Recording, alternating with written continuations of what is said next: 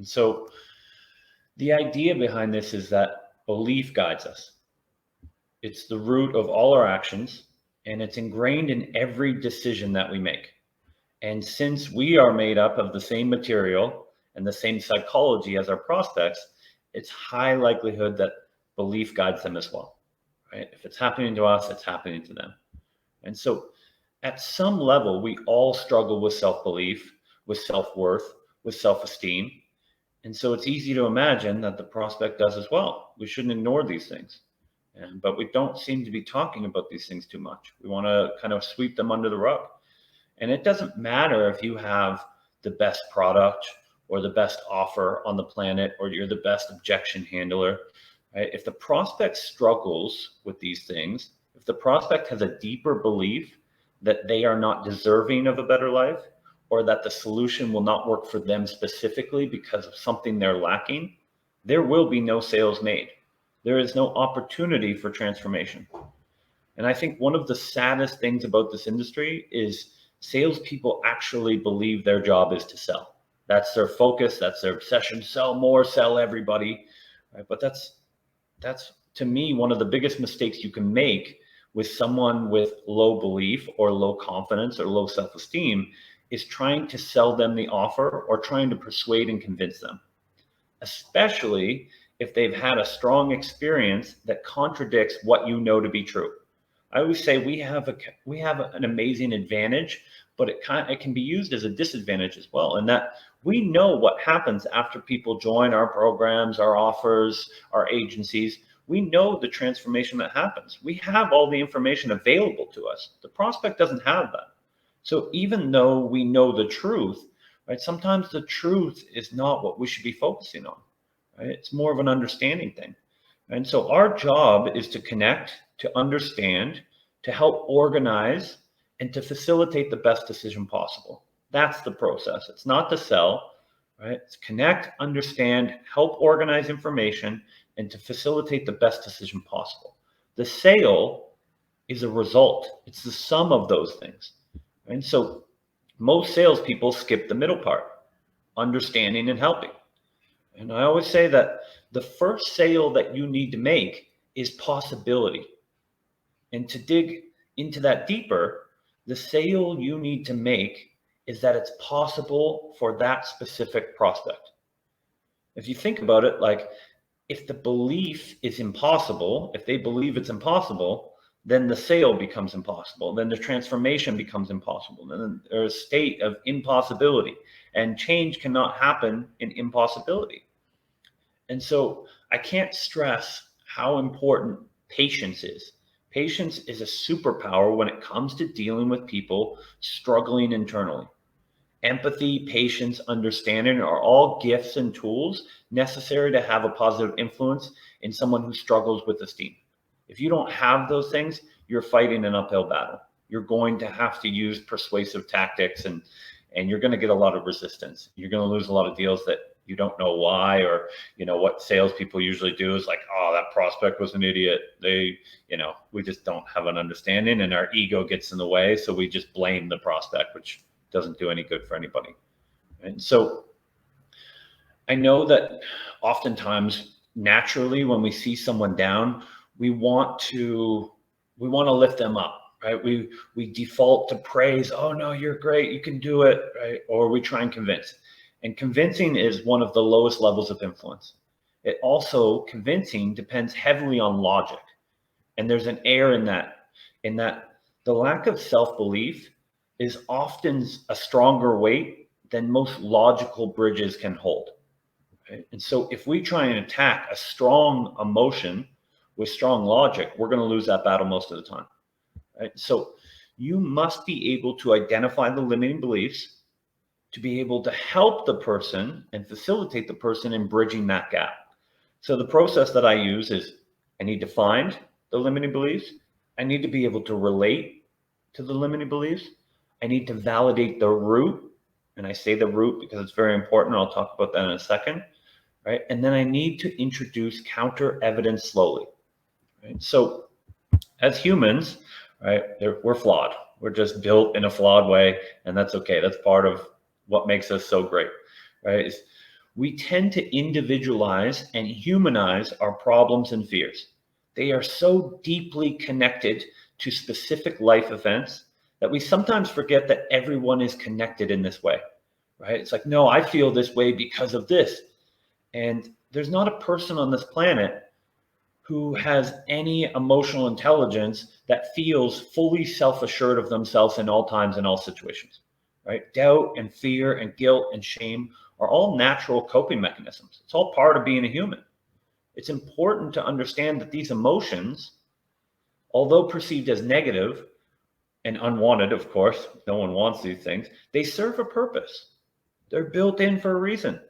Doubt alerts us when there's a lack of certainty, and certainty is a psychological need. It's an alarm, right? Fear is a primal survival mechanism, right? We would put ourselves in danger if we lived without fear, right? Guilt and shame alert us that we are out of alignment with our true selves.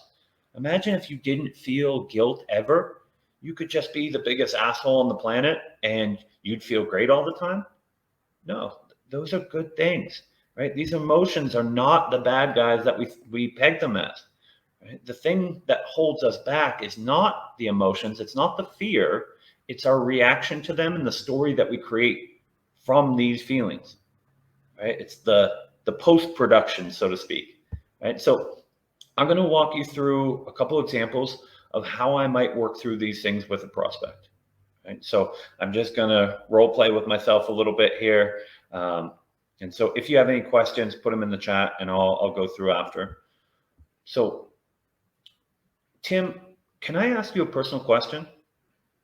And please tell me if I'm way off on this, but I'm feeling a little hesitancy. I'm curious, what do you feel is holding you back? Okay. Yeah, I understand. I actually felt the same way the first time I started my business. For a long time, actually. And a lot of our clients tend to say the same thing. So what have I done there? In a few simple sentences, right? First, I ask for permission, which I usually do when I feel like I'm going to take the conversation to a vulnerable place. Second, I've taken the weight off them by allowing them to tell me I'm an idiot and I'm way off on this, right? Third, I've connected with them. I show them that I understand through my own experience, that I'm not just hearing them, but I feel it because I've went through something similar, right? And four, I've increased the sample size by adding myself and our clients, right? So when you're experiencing these emotions, it can be very isolating and feel very lonely. You're the only one that has this experience, right? So you associate these emotions to very specific events and situations that are only unique to you. But as I always tell UCM students, right, you and your experiences are unique, but your problems and emotions are not. We're all feeling them in some way, right? So I haven't jumped in and tried to convince them. I haven't tried to pump them up. I haven't avoided the elephant in the room. I've just met them where they are. I've opened up the space so we can start to untangle, right? So next up, I want to validate the difficulty. Now, I say validate the difficulty because I don't want to validate their decisions or their actions or their habits or their response, just the difficulty of how they are feeling. So I might say something like, it can be really difficult to have confidence or certainty in starting anything new, but especially a new business. And so you want to succeed so bad, but it's natural to get in that state of second guessing every little decision. The more I can hit the bullseye on how they're feeling, the more open they are and going to become, the more they're going to lower their guard, and the more likely I am to get the genuine information that I wouldn't get from generic discovery questions. The more we're going to get to the meat of what's happening behind the scenes. And I need that to be able to untangle the knot, right? So next, I'm going to change the questioning to guide them to more suitable beliefs, right? Beliefs that serve them. And so there's a high likelihood that they've been asking themselves what if questions.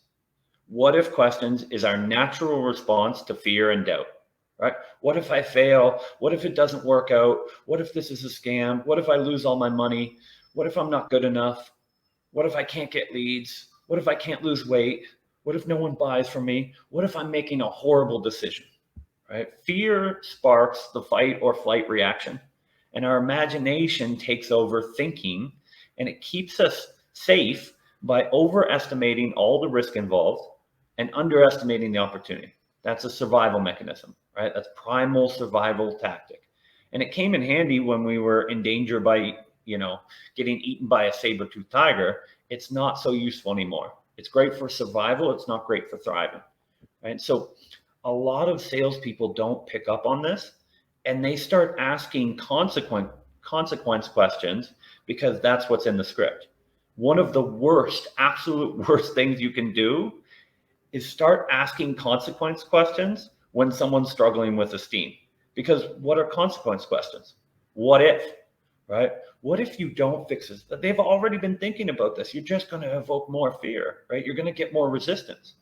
And so it's a very simple switch, but what we need to do is adjust those what if questions to more of a how-to style, right? So you need to start by understanding the gap between it being possible and it being possible for that specific prospect, right?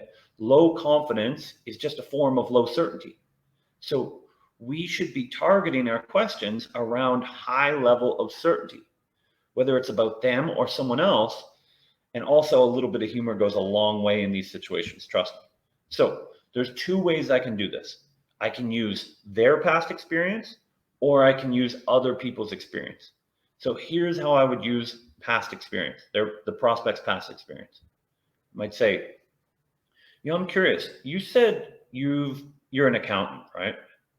Okay. How long have you been doing that for? Oh, wow, 10 years. Now, how on earth did you learn the skills to be an accountant? Okay, so you went to college for how many years? 4, 5? Okay. And you learned the skills over time.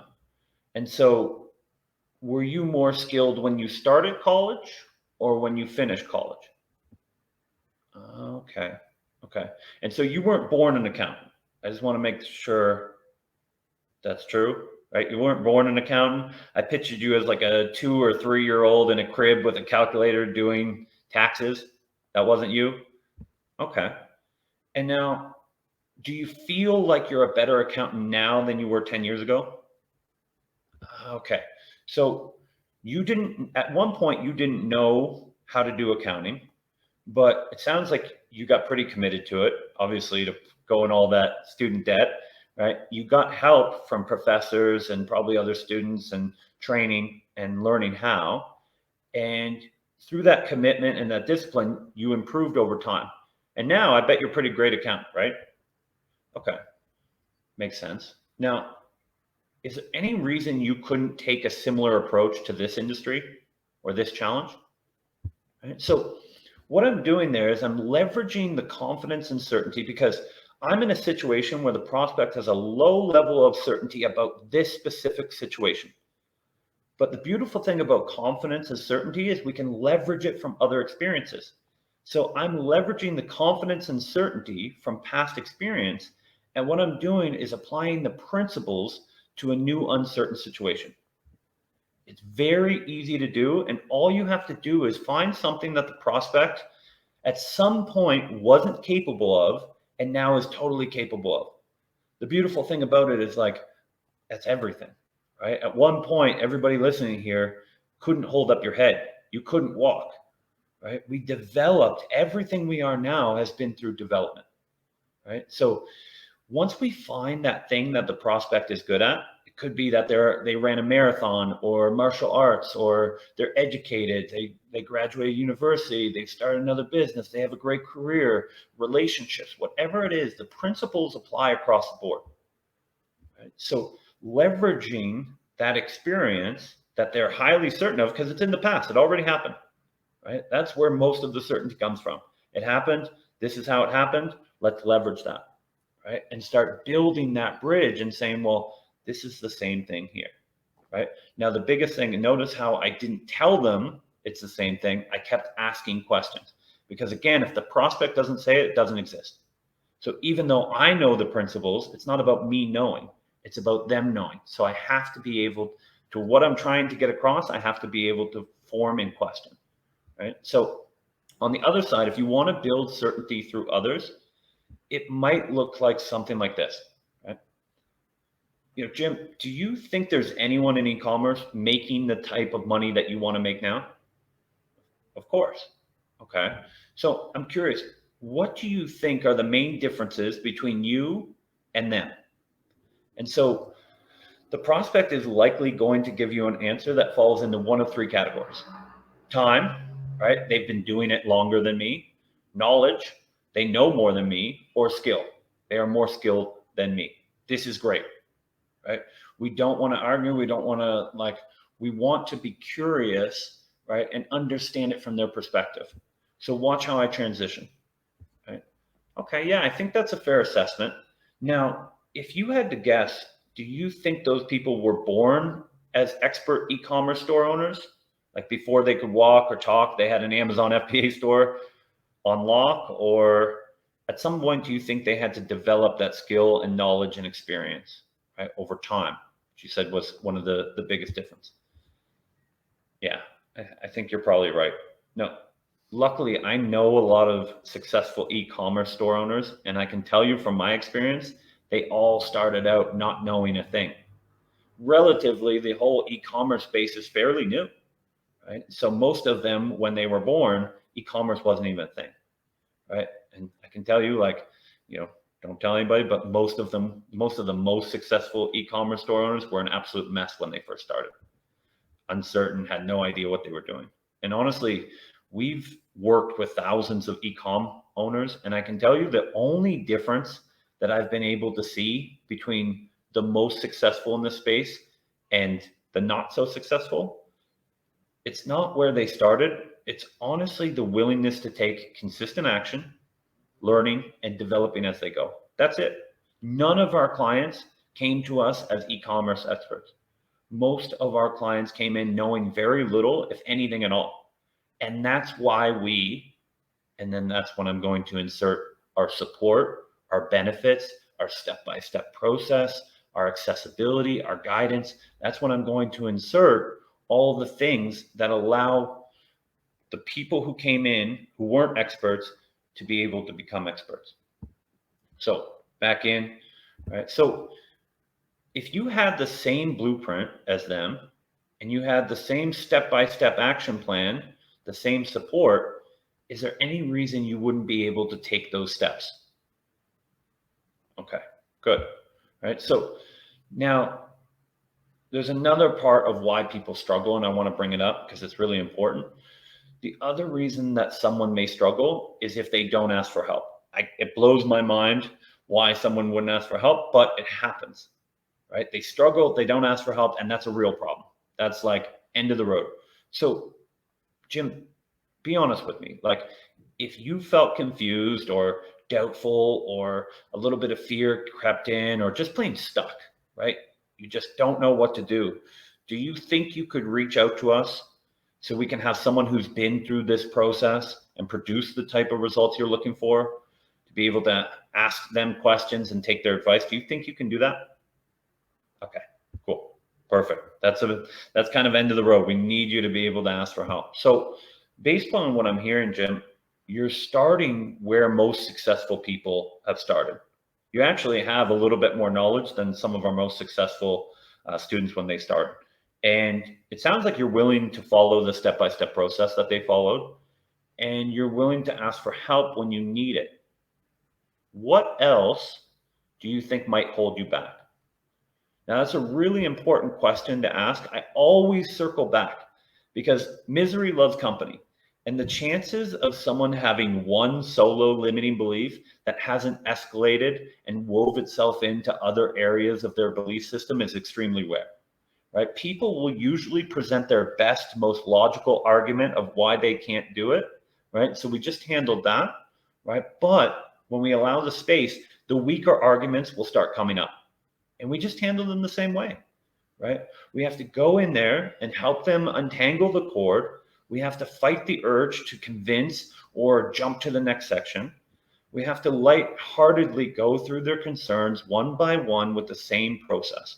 I'm not sugarcoating. I'm not going to tell them it's easy. I'm not going to tell them there's no problems, right? I'm not afraid to address the challenges and concerns, but I'm going to walk them through how the program or offer or agency will help them as those challenges come up, right?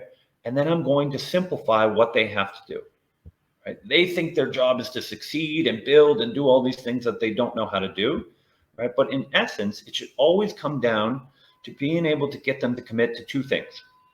Can and will you follow the process? Can you follow instructions? Most people have a high level of certainty that they can follow a process or take action, right? And can and will you reach out if you get stuck? I want prospects to know deeply that if they can follow a process and they can reach out to get unstuck, that's the only thing they need to do. That equals success.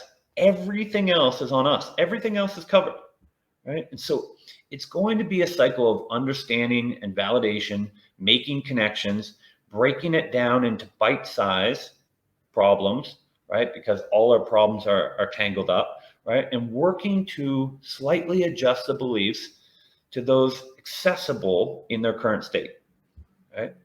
And so it takes being able to let go of the tactics for a while.